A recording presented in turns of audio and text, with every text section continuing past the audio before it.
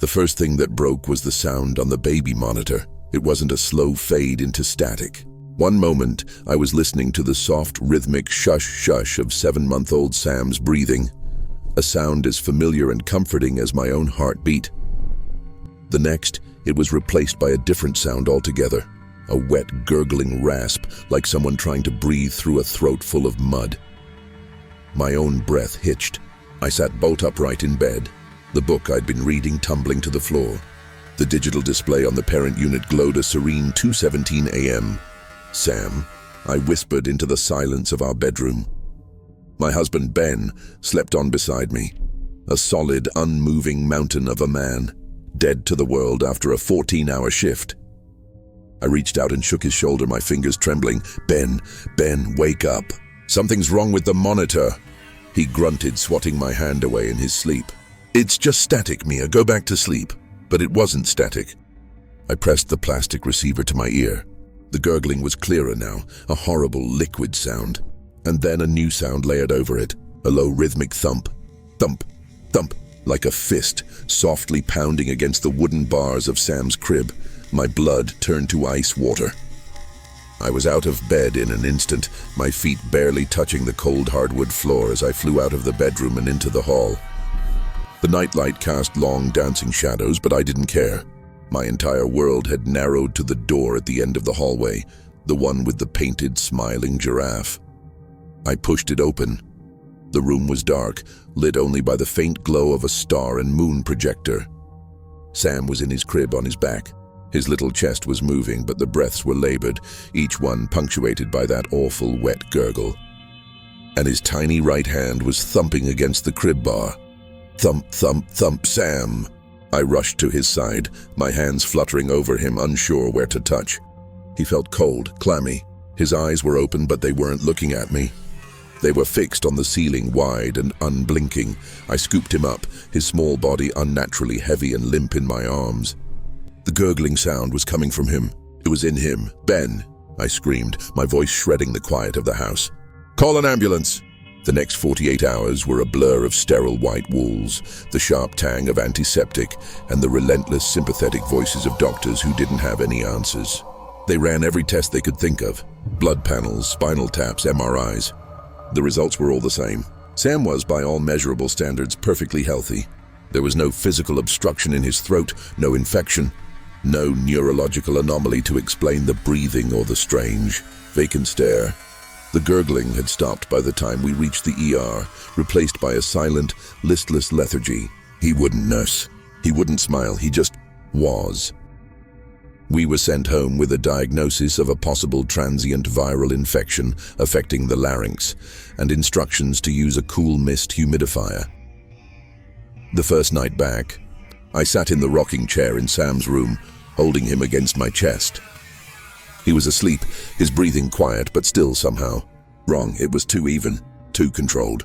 The baby monitor was on the dresser, its twin red lights staring at me like malevolent eyes. I'd changed the frequency, bought new units, but I couldn't bring myself to turn it off. The silence felt more threatening. Ben came in and laid a hand on my shoulder. "See, he's okay. It was just a scare." I didn't have the energy to argue. I just nodded, my eyes fixed on the monitor. At 2:17 a.m. the sound came back, not the gurgling. This was a new sound, a voice. It was thin, reedy, distorted by the cheap speaker, but unmistakably a voice. It was singing, "Hush, little baby, don't say a word." The voice was a grotesque parody of a lullaby, each note stretched and twisted. It was coming from Sam's room. Ben was snoring in our bed. I was alone in the living room, clutching a cold cup of tea. My body went rigid. This wasn't my voice. It wasn't Ben's, it was a stranger's voice, singing to my son. I didn't run this time. I walked, my legs numb, my heart a frantic bird beating against my ribs. I pushed open the door. The room was empty. Sam was asleep in his crib, his chest rising and falling in that same, unnervingly steady rhythm. The humidifier puffed its cloud of vapor into the still air. Nothing was out of place, but the smell hit me then, a faint coppery odor like old pennies in wet soil. It was the smell of a long-sealed tomb. I backed out of the room, my hand over my mouth, and slammed the door shut. I spent the rest of the night on the couch, wrapped in a blanket, staring at the hallway, waiting for the singing to start again. It didn't. Not that night. The next day, Sam was different. His lethargy was gone. He was alert, his eyes tracking me around the room. But the spark, the joyful light that was my son, was absent. When I picked him up, he didn't curl into me. He held his body stiffly, and when I looked into his eyes, I didn't see my baby. I saw something old, something patient, and it was looking back at me. That afternoon, while Ben was at the hardware store, I found the first mark. I was changing Sam's diaper on the floor of the living room when I saw it on the pale skin of his inner thigh. A bruise, but it wasn't a random splotch of purple and blue. It was a perfect tiny handprint. The fingers were long and slender, too long for a baby, for any human child. The bruise was a livid, fresh purple, as if the hand had gripped him with immense force just moments before. A scream caught in my throat. I fumbled for my phone, my hands shaking so badly I could barely operate the camera. I took a picture just as Ben's key turned in the lock. I showed him the photo. He squinted at it, his brow furrowed. Mia, it just looks like a bruise. He probably got his leg stuck in the crib slats. It's a handprint, Ben. Look at it, look at the fingers. He took the phone, his expression shifting from confusion to concern. For me, honey, I think you're seeing things. You haven't slept properly in days. It's just a bruise. Babies get them all the time. The dismissal was a physical blow. I was alone in this, completely and utterly alone. That night, I hid a voice-activated digital recorder in Sam's room, tucking it inside the stuffed elephant that sat on the shelf. I felt insane doing it, like a character in a bad paranormal investigation show. But I had to know. I had to prove it. The following morning, I waited until Ben had left for work before retrieving the recorder. My hand was trembling as I pressed play. The first hour was just the quiet sounds of Sam's sleep and the hum of the humidifier. Then at 2:17 a.m. exactly, the recording changed. First, there was the soft thump, thump, thump of the tiny hand against the crib, then the wet gurgling breath, and then the voice. It was clearer on the recorder, devoid of the monitor's distortion. It was a dry, rasping whisper, ancient and cold. "The vessel is ready," it whispered. "The mother sees. She must be silenced." A new sound followed, a sound that froze the very marrow in my bones. It was a soft scraping noise, like long, hard fingernails being dragged slowly, deliberately, down the length of the crib's wooden bars. I vomited into the kitchen sink, the recorder clattering onto the counter, the horrifying whisper still echoing in my head. "The vessel is ready. They wanted my son. Something was in this house, and it was trying to take my baby's body for its own." I called Ben, sobbing, playing the recording for him over the phone. There was a long silence on the other end. "Mia," he said, his voice tight. That's not funny. Where did you get that audio? Is this some kind of sick joke?" "It's from his room, Ben. I recorded it last night." "I'm coming home," he said, and the line went dead. When he arrived, his face was a mask of grim determination. He didn't look at me. He went straight to Sam's room and began tearing it apart. He ripped the sheets from the crib, pulled the drawers from the dresser, unscrewed the vent covers. "There's nothing here, Mia," he yelled, his voice cracking with frustration and fear. "No wires, no speakers, nothing. This has to stop. It's not a prank, Ben. It's real!" "Then it's in your head," he roared, throwing a stuffed animal against the wall. "You're sick. You need help." We stood there, panting, surrounded by the wreckage of our son's nursery. The chasm between us was now a bottomless pit. In his eyes, I was a hysterical, unstable woman hallucinating threats to her child. In my eyes, he was a blind man leading us all to the slaughter. He insisted we see a family therapist. I agreed, not because I thought it would help, but because it was the only way to keep him from taking Sam away from me. The session was a disaster. I tried to explain the sounds, the handprint, the voice on the recorder. Ben talked about my insomnia, my fixation, my postpartum anxiety. The therapist, a woman with a kind, pitying face, suggested a psychiatric evaluation. I was trapped. That night, Ben slept on the couch. I lay in our bed, staring at the ceiling, listening. The house was silent, too silent. The oppressive quiet was a presence in itself. I must have drifted off because the sound that woke me was not from the monitor. It was from the hallway, a soft, shuffling footstep. Not the heavy tread of Ben, This was lighter, hesitant, the sound of small bare feet dragging across hardwood. My breath froze in my lungs. I slid out of bed and crept to the door, pressing my ear against the cold wood. Shuffle, drag, shuffle, drag. It was coming from right outside my door. I slowly, silently turned the knob and pulled the door open a crack. The hallway was dark. The nightlight had been unscrewed, but in the faint ambient light from the window at the end of the hall, I saw a silhouette. A small, toddler-sized figure was standing perfectly still facing my door. It was Sam, but he wasn't crawling yet. He couldn't stand. His head was tilted at an unnatural angle, and from the darkness where his face should be, I heard the wet, gurgling rasp. Then he spoke. The voice that came out was not his. It was the same ancient, rasping whisper from the recorder, but now it was given form, given a physical vessel just feet away from me. "Mother," it gurgled. "We are hungry." I slammed the door and threw my weight against it, fumbling for the lock. My heart was trying to beat its way out of my chest. I could hear the soft shuffling steps right on the other side. Then a faint scratching, like long, hard fingernails on wood. I don't know how long I stayed there, huddled against the door, weeping silently. Eventually, the scratching stopped. The shuffling footsteps retreated back down the hall. I heard the soft creak of Sam's bedroom door closing.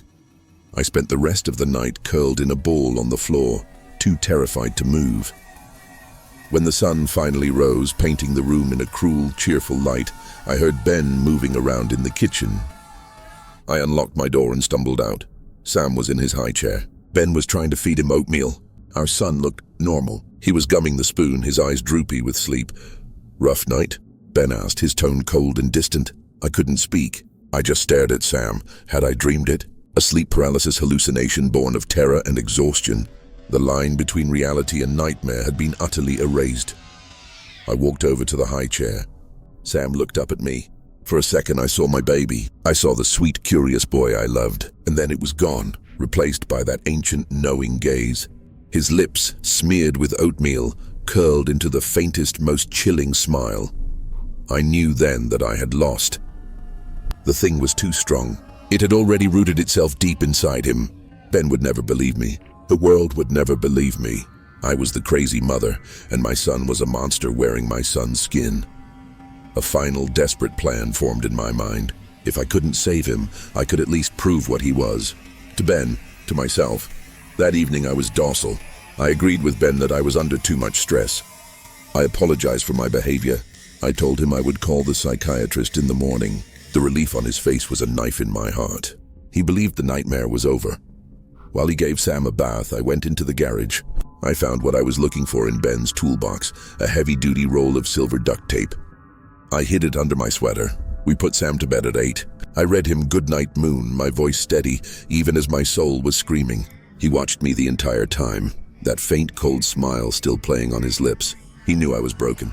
He knew he had won. Ben fell into an exhausted sleep almost instantly. I waited, watching the clock, 10 a.m., 2:12 a.m., 2:15 a.m. At 2:16 I got out of bed. I picked up the heavy crystal vase from our dresser. I took the roll of duct tape from its hiding place. My movements were calm, deliberate. I was a machine, my humanity shut down, operating on a single, terrible imperative. I walked down the hall. I did not hesitate. I pushed open the door to Sam's room. He was standing in his crib, his small hands gripping the bars. He was waiting for me. His head was tilted at that same unnatural angle. The gurgling breath filled the room, louder now, a triumphant sound. "Mother," the whisper rasped. "You have come to witness." I didn't speak. I moved fast. I dropped the vase, and in the second his eyes flicked down to the sound, I lunged.